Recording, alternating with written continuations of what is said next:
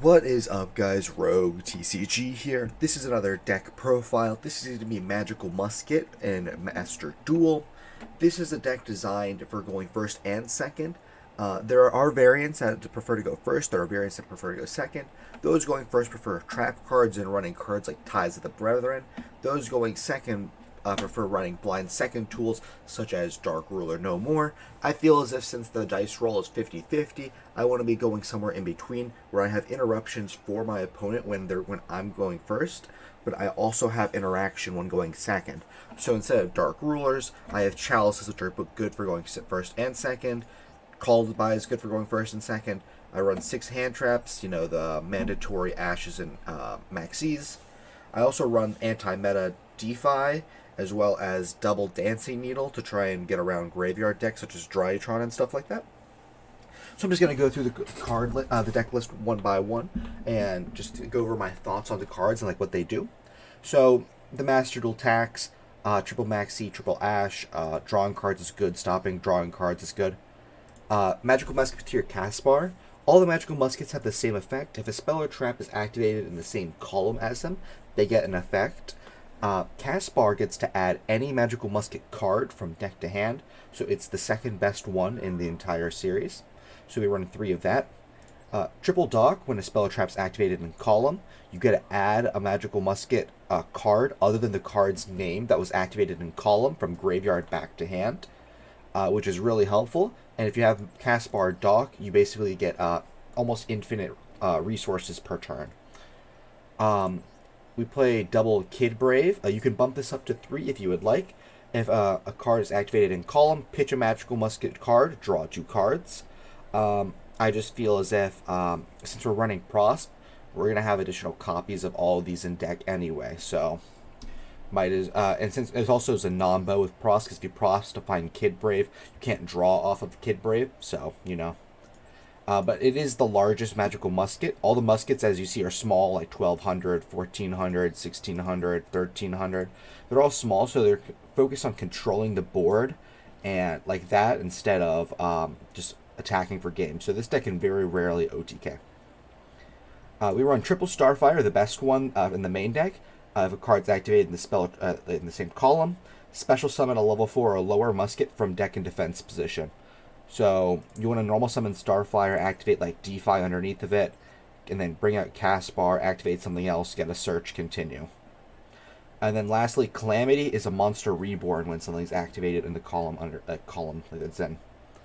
And speaking of Monster Reborn, we actually are running Monster Reborn because it's a card we can just activate under a musket to get an effect, and then also +1 off of it. Triple Prosp, we don't want to be drawing cards, we want to be finding specific cards, specifically the muskets. That's mainly what we want to be finding. Reasoning's also reasonable in the deck if you want to be finding muskets or putting them in grave for a dog, but it is a non-bow with DeFi. DeFi also works very well with Dock because Dock adds spells, adds any cards, so you would be adding spells and traps back. So they'll be sent to grave, and that's why we're not running macro. So DeFi is an anti-meta card. Most card decks need to be playing with their graveyard. This deck doesn't, so might as well run DeFi. Double Chalice, it negates a monster effect, and it can also pump up your guys in a pinch. Like you put Kid Brave to Juke, which is semi-reasonable. But the main thing is cross domination. This is the best, one of the best musket spell traps. So all the musket spell traps say if you control a musket monster, you can activate. Actually, rather the muskets say if you control a monster, you can activate spells and traps from your hand as if they were like set. So cross domination, like you get to hold all your background hand so you don't die to harpies or twin. So cross dom, you target a monster on field. Its attack and defense are 0, and its effects are negated. So this is just better Forbidden Chalice because instead of buffing the monster, it makes it 0. And you can also do it in damage step like Chalice, but instead of buffing it, you again make it 0. Double Called By, we don't want to be ashed or impermed or whatever on a specific card. We're going to be going over in the extra deck. Triple Desperado, this is a Trident, like quite literally. It has almost the exact same text, target face-up card, pop it. It's good for getting rid of, mine actually is in the game, but it's good for getting rid of Skill Drain, because you can just set it and then activate it. Triple Dancing Needle, this is DD Crow on crack. Target 3 cards in the grave and banish them. Last Stand is a spell trap negate, and if your opponent activates a spell or trap, negate the activation, and if you do, destroy it. And then lastly, Crooked Crown. During the main phase, you can special summon a musket from your hand, and then the main monster zone in the same column that's adjacent. So your opponent's main monster zone that is in the same column as the card that you summoned it, they're unable to use that. So it can come up where you block like a link zone that they need to be using for like guard dragon combos, but mostly you're using it just to get extra muskets out of hand. And that's it for the main deck. Nice round, 40 cards. Now onto the extra.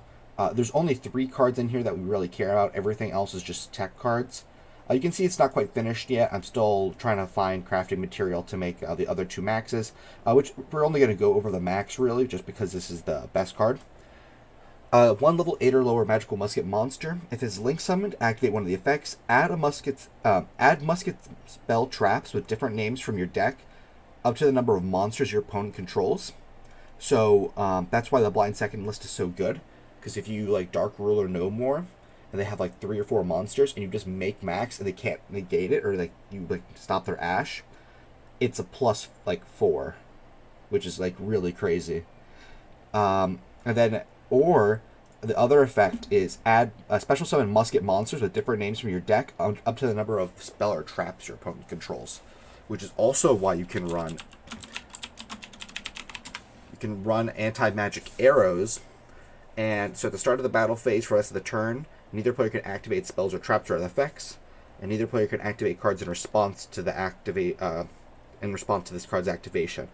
So if they have like set 5 pass, like in an Eldritch for example, battle phase, start of battle phase, anti-magic arrows, lock their entire back row. Main 2, normal summon, make max, special summon 5. And that's basically the end of the game at that point.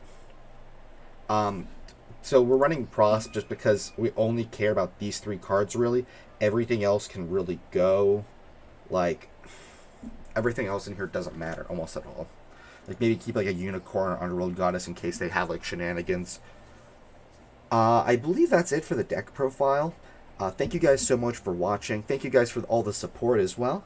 I plan on making some IRL content sometime soon. I'm not 100% sure when, but eventually it's going to come out. And I have another big video in the works that I need to, record and edit and do all that. So maybe look out for that in the next week or 2.